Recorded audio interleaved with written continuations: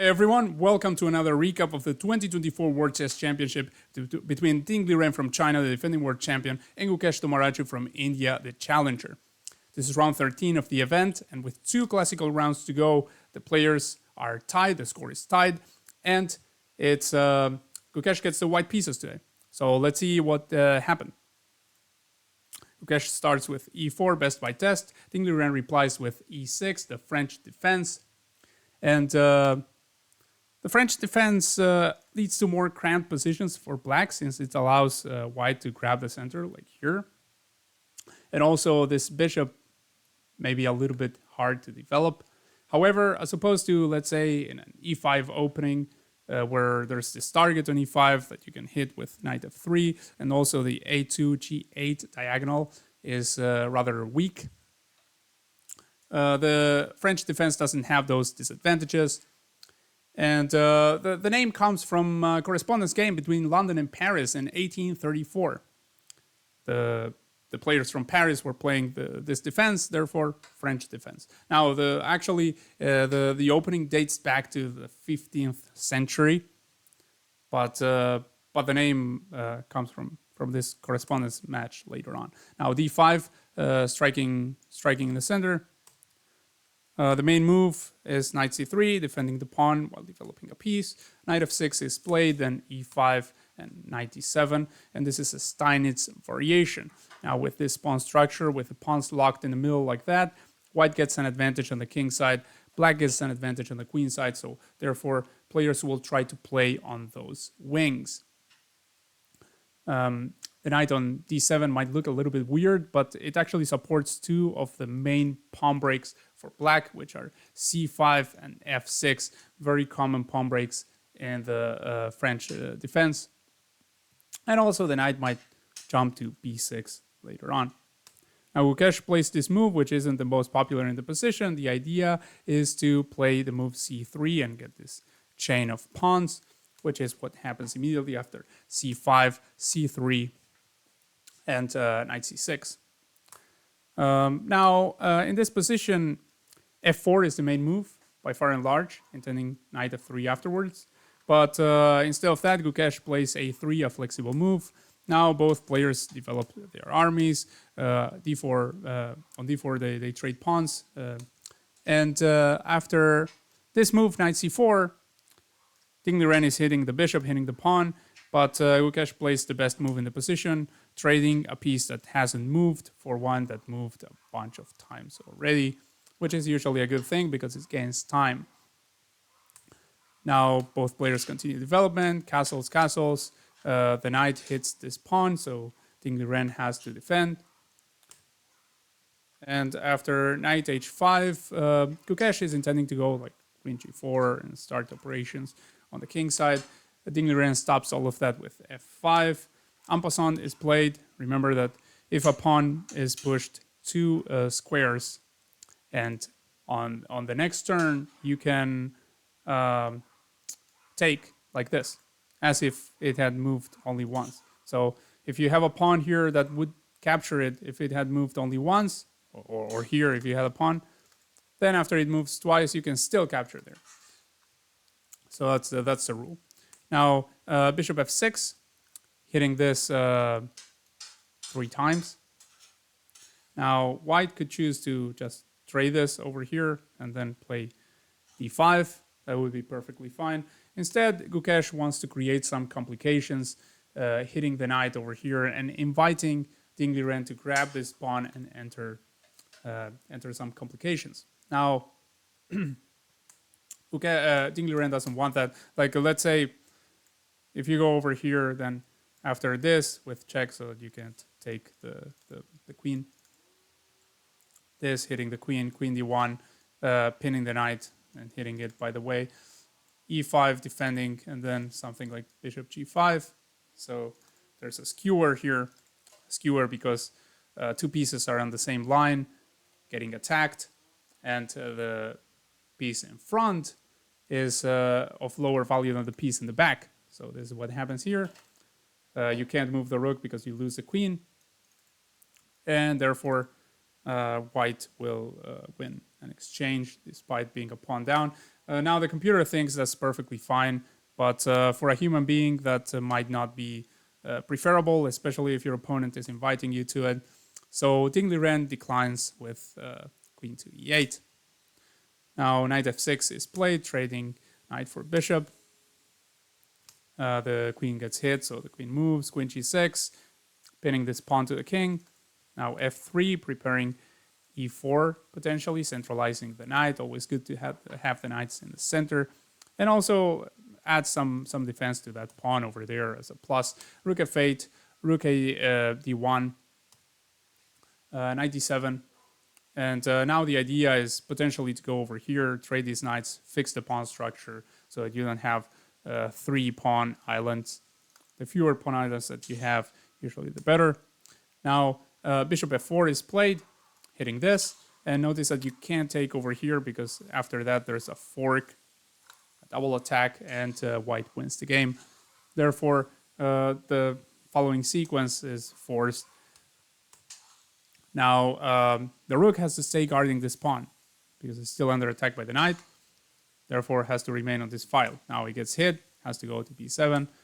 After d6, the bishop pins the knight to the rook and also attacks it. Why is it attacking it? Because this rook is overloaded. It's defending here and also defending there. So if you just allow this trade to happen, it's not actually a trade. I mean, after that, then white grabs this pawn and they are winning. So rook e8, defending.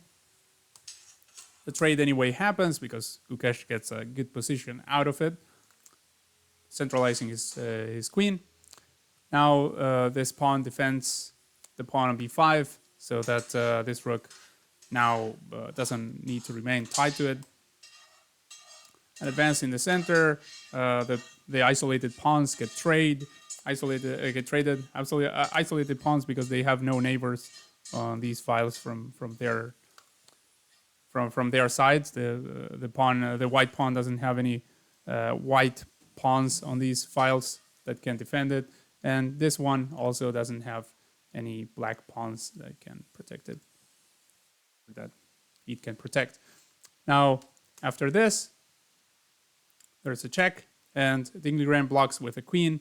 He's happy to trade queens because actually he's the one that's sort of under attack here, and Gukesh enjoys a very good space advantage. So usually when you have this, when your opponent has the space advantage or when they are attacking you, it's good to trade pieces so that you free your position a little bit, and therefore it's easier for you to make a draw. Like here, Ting is completely fine with a draw. Gukesh isn't. He wants to get a win with the white pieces, so he declines the trade and hits the queen. Now, by the way, when he declined the trade over here, there's already a positional threat of going over there. Like, I mean, you have to defend like this because you have to defend against that, right? Like this would be hit twice, and then white can double up, and they have a really nice position. Therefore, Ting defends against the positional threat. Now the queen gets hit, queen moves. Now the knight gets centralized and threatens a mighty fork over here where all these pieces would get hit. And Ting has to play very precisely here, rook f8. Now it looks like you're still getting forked. This is doubly under attack and there's all sorts of things here. But rook c7 saves the day because if you take the queen, then rook can take white's queen as well, and everything is fine in the end for black. Now queen moves. Another offer of queen trade. Check. King goes to the corner. It looks a little bit suspicious there in the corner, but after the next couple of moves, everything is all right because Ting Liren manages to trade a pair of rooks and then create some luft for the king over here. Now the bishop is hit twice, therefore it moves. Queen is hit by the knight, moves also. Rook hits bishop, the bishop moves, and checkmate is threatened on g7, therefore rook g8 defending against that. Now h3. And Ding goes for this this check over here, then trades. And this is the idea of the check. Play c3, and now the queen guards that. But you may say, well, but what happens if queen takes bc3? Like, I'm winning. I have one extra pawn as white. Well, no, because there's it'll be a rook and pawns endgame. So rook and pawns versus rook and pawns. And if you're a pawn down, you can still draw it. Most of those endgames are theoretically drawn. So that's what Ding Liren is aiming for. If he can trade the queens and get into that endgame, that's exactly what he wants. Therefore, Gukesh doesn't want to go there. He wants to push for the win, so he takes with the pawn and keeps the position alive a little bit.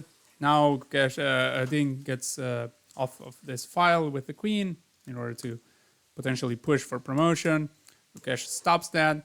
Now Ding tries to trade queens again. And again, you may notice here that this pawn can just be taken. It does get taken. By the way, all the while this is happening, remember that this rook can't really move. I mean, you might think, well, why is this, isn't this rook participating in the game? Well, because it's tied to the defense of checkmate all the time. Now this pawn gets taken. And now, finally, Gukesh accepts the trade of queens. It happens in a slightly different way, like this. And after a couple of moves, the players draw by threefold repetition. When you get the same position 3 times, that's a draw. So this is what happens. That is round 13 for you guys. The score is still tied, obviously. In the next round, tomorrow, Ding Liren, the defending world champion, will get the white pieces. Let's see if he can make something out of it, or if Gukesh can manage to get a win with the black pieces. Let's see if we get a world champion. If there's a new world champion crowned, I mean, whether it's the old one or Gukesh, and or if they draw and they go to the tie breaks. The tie breaks would be a different day, and it would be rapid and blitz games. I hope you liked this video. If you did, please leave a like and subscribe to the channel and comment below. And everything helps very much. I hope you have a very good day, and see you in the next one. Bye.